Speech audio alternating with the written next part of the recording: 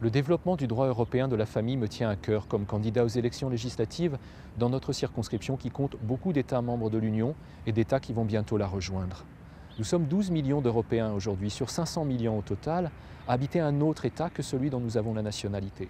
Et à cause de cela, nos vies sont mêlées de biculturalité, de binationalité. Nous avons des partenaires de nationalités différentes, des enfants qui grandissent dans un milieu binational. Je veux défendre la binationalité comme la richesse qu'elle est. Mais au-delà, je crois que le droit européen de la famille doit avancer. Nous devons avoir, dans le cadre franco-allemand au moins, un régime matrimonial commun. Celui-ci a été signé au début de l'année 2010 et n'a toujours pas été ratifié par le Parlement français.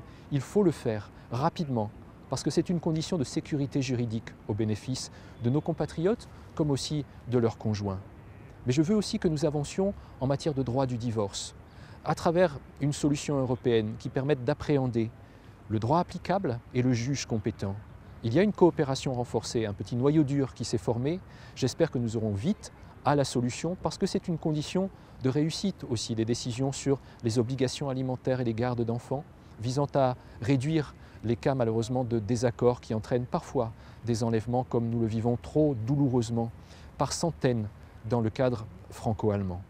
Sur les enlèvements légaux précisément, je souhaite que nous mettions à nouveau en place une commission parlementaire de médiation, comme cela existait jusqu'en 2002.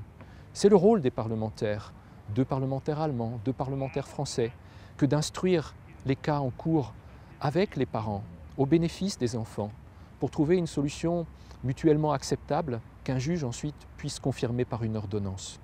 Mais plus loin, je pense, il est nécessaire aussi de réfléchir sur les règles, les conditions qui viseraient à prévenir le développement de ces cas.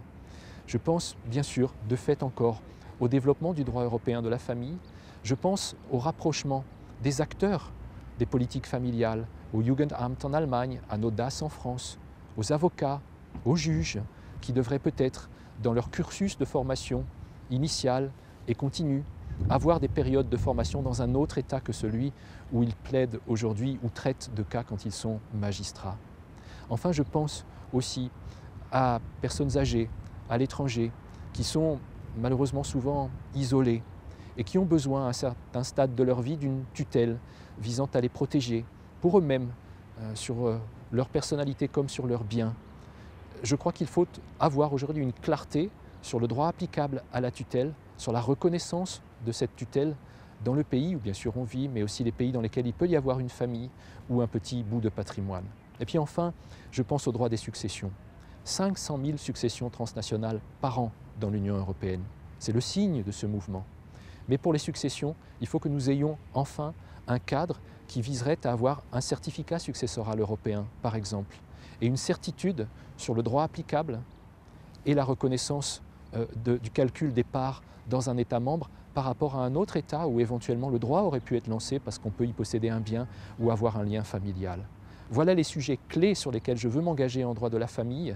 Si je suis élu député, j'en ferai l'une des priorités clés de mon action à l'Assemblée nationale.